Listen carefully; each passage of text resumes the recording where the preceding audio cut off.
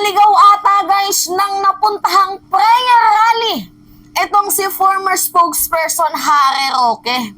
Imbes na dapat yung pinuntahan niya hakbang ng maisog, mukhang napunta ata siya sa hakbang ng mga nausog. Hakbang ng mga nausog na prayer rally. Abay, ang daming ngak-ngak guys. Ngayon, hinahanap niya na ang 20 pesos na kilo ng bigas. Kasi daw, nung nangako daw po, itong si former President Rodrigo Roa Duterte, bawat daw po pangako, lahat daw po ay naisakatuparan. Lahat daw po ay natupad.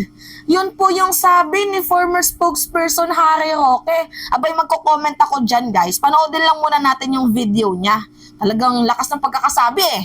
Lakas talaga ng amats ng fentanyl, no? Anyway, ito yung video. Hindi po namin kasalanan na nanatiling ang tiwala ng taong bayan sa mga Duterte. Pero isipin natin kung bakit, para maintindihan ng tabaluslos kung paano na mahal ang pamilyang Duterte sa Pilipinas. Unang-una, wala pong kasinungalingan. Wala pong magarbong pangako. Ilan lang ang binitawang salita. Krimen, pagkain, trabaho. Wala na pong iba pang pangako. Nagawa ba yun o hindi? Nagawa ba yun? Pero pinaka-importante, meron pong isang salita. Isang salita. Kapag sinabing, I hate drugs, I will not take drugs. Masasabi ba nila yan? Magtataka ba sila kung bakit hinahanap-hanap ngayon ang Presidente Rodrigo Roa Duterte dahil siya merong isang salita? Yan po yung pagdidiinan ni former spokesperson Harry Roque. Na itong si former President Duterte daw po ay merong isang salita. Totoo nga ba yun guys? Okay, himay-himayin natin. Noong February 19 guys, nung tumatakbo, elected pa lamang ho as a presidential bet, itong si former President Duterte, abay gamit na gamit yung pamilya ng mga Marcoses, no, para makagain ng boto. Ano sabi niya? Oh, Duterte, I'll let Bongbong take over if I don't resolve crimes in 3 months. So nangako siya, ay tumatakbo pa lang naman eh. Sabi niya, kapag hindi ko na-resolve ang problema sa kriminalidad within 3 months, i-give up ko yung pwesto, ibibigay ko kay Bongbong na presidente na natin ngayon. Nung panahon naman ni Duterte, yan yung pangako niya.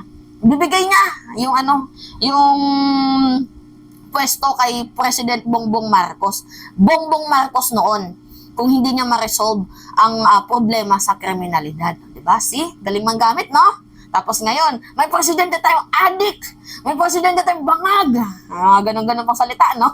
Ang tindi ni Harry Roque talaga. Ang tindi. Pero yung pangako niya na yon, natupad ba? Hindi. Nung naupo siya sa pwesto? Hindi. Pangalawang pangako niya, Duterte vows to end criminality in 3 months. Galing ng pangako. Nakaka-proud. Diba sabi niya, within 3 to 6 months, ubos yung droga sa bansang Pilipinas. Sisikapin niyang maubos daw. Nung nanalo, naubos ba? Hindi na naman. Tapos sasabihin ni Harry Roque, meron daw pong isang salita. Tinutupad lahat ng pangako. Ewan ko ba dito?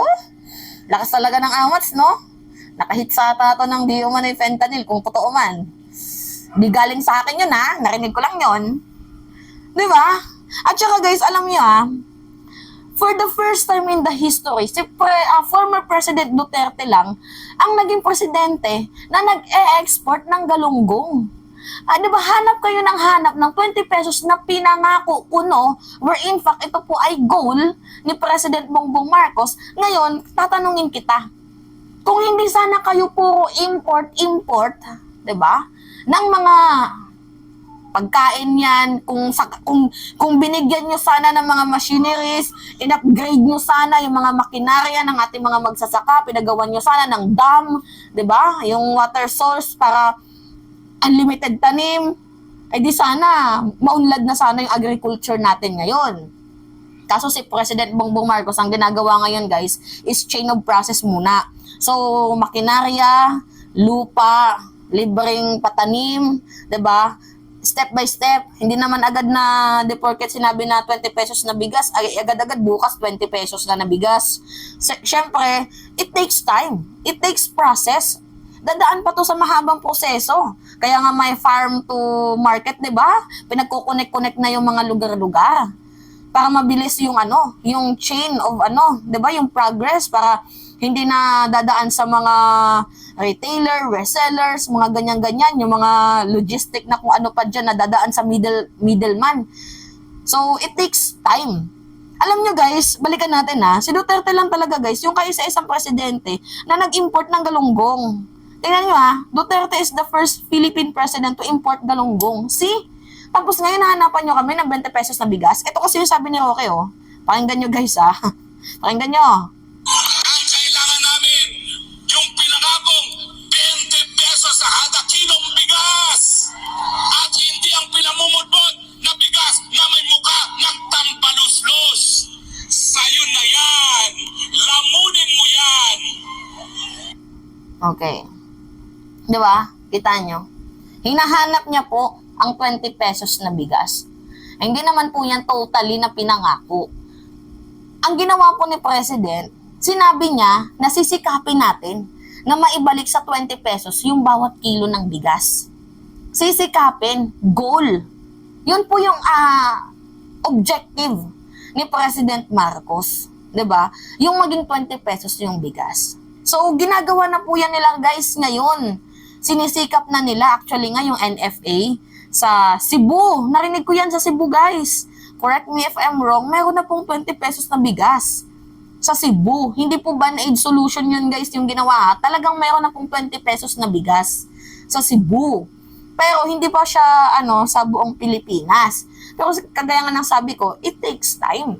'Di ba? Hindi naman po yan basta-basta na pag sinabing 20 pesos na bigas, pagka presidency, 20 pesos agad na bigas. Katulad ni Digong. Mas malala pa nga yung pangako ni Digong 3 to 6 months, resolve lahat ng droga, kaya nga siya nanalo dahil sa sinabi niya yan na within 3 to 6 months, mawawala yung droga. Nawala ba? Hindi. Di ba? Lalo pang lumala. Tapos lalo pa tayo nagkaroon ng mga injustices. Kasi mga blue collar lang naman po ang nadadali sa war on drugs ni former President Duterte. Di ba? May yan si Roque, no? May sapak yung utak na ito. Anyway, ito pa yung pinaka nakaka-trigger na ginawa ni Harry Roque. Meron po silang dasal para sa 20 pesos na bigas. Dinamay na naman po ang pong may kapal, ang ating Diyos. Dinamay na naman po nila. 'Di ba? Nagdadasal kayo tapos si former President Duterte ayaw sa Diyos. Tinawag na stupido ang ating Diyos. 'Di ba? Napaka nila guys, napaka double standard. Nananalangin sila na maging maganda yung bansa, pero yung amo nila, 'di ba? Hindi naniniwala sa Diyos. Tinawag na stupido ang Diyos. Ngayon, ito yung pinaka na-triggered ako na part. Panoodin natin. Sorry po Pwede bang tayo magdasal? Tayo po tayo lahat at tayo po'y magdasal. Panginoon, maraming salamat po sa pagkakataon na kami po'y nakapagtipon-tipon para itaguyod po ang aming saligang batas. Nakasaad po sa saligang batas na kayo ang aming tanging Panginoon at sa inyo po kami nagtitiwala. Pinagdadasal po namin ang aming bansang Pilipinas, ang napakagandang bansa na sa kanyang hugi at ganda ang mga dayuhan ay nahalina. Pinagdadasal po namin ang mga nagugutom, ang mga biktima ng karahasan, ang mga biktima ng diktator na gobyerno na ngayon po ay nakaupo sa Malacanang. Patawarin niyo po kaming nagpabudol ng isang leader kapag binigyan ng pangalawang pagkakataon, gagamitin ng Panginoon ang pagkakataon na yan, linisin ang kanilang mga pangalan. Hindi nangyari. Nangako ng 20 pesos sa kilo na bigas. Ngayon po ay malapit ang maging 60 pesos kada kilo. Pinagdadasal po namin ang mga naghihirap na mga Pilipino, ang mga nagugutom na mga Pilipino dahil sa mga pangako na wala pong katuparan. Bigyan mo kami ng pag-asa and bless us, our Lord, knowing that you will not forsake us. We pray for our President. May he be filled with your Holy Spirit. We know that there is nothing hopeless in your name. We pray for a miracle.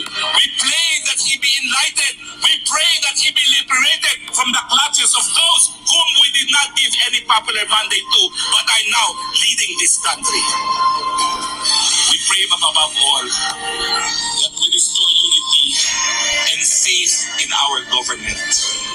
Dahil alam naman po namin na ang gusto niyo pong mangyari, ang mga gutom, mabigyan ng pagkain, ang mga walang damit, mabigyan ng damit, ang walang tahanan, magkaroon ng tahanan.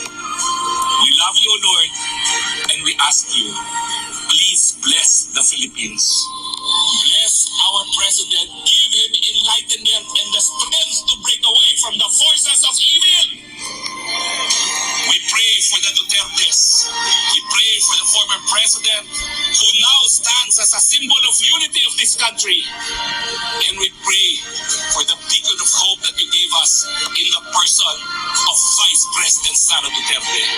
Protect her from all evil, especially from the plottings of the Tambaluslos of our land. All this we pray in the name of Jesus Christ, our Savior. Amen. God bless you, Cebu! God bless you! Okay, 'di ba? Kitang-kita niyo naman kung paano binaboy na naman ulit ni former spokesperson itong ating ang uri ng pagdadasal, pinulitika. Pakababoy, no? So ngayon, ako lang guys, yung advice ko lang ha, kung sinimulan sana ng mga nakaraang administrasyon, edi sana ngayon nasa improvement process na tayo. Yung ginawa kasi nila guys, more on export. 'Di ba? Export sa ibang bansa, kaya mas malaki yung kabuuang paggasta natin kaysa sa kabuuang pumapasok na pera sa bansang Pilipinas.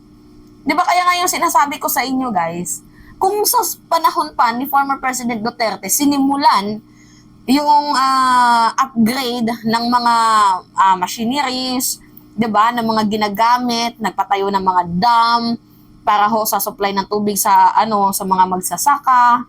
Eh di sana ngayon nag-upgrade na lang ang ating presidente, kaso wala eh. More on export. 'Di ba kagaya nga ng sinabi ko sa inyo, si Digong lang yung kaisa-isang presidente na nag-export ng galunggong na napapalibutan naman tayo ng dagat. 'Di ba? Tapos ngayon hanapin mo yung 20 pesos na bigas. Maling prayer rally ata yung napuntahan mo, hindi ka na, pumunta ka sa hakbang maisog, hindi sa hakbang ng mga nausog, ha? Nausog ka lang. Nausog ka. Mukha kang nausog. Yun lang. Anyway, it's me again guys, si Viva Alicia nyo. Tagbabalik ulit para sa atin panibagong video. Sorry, it's DJ.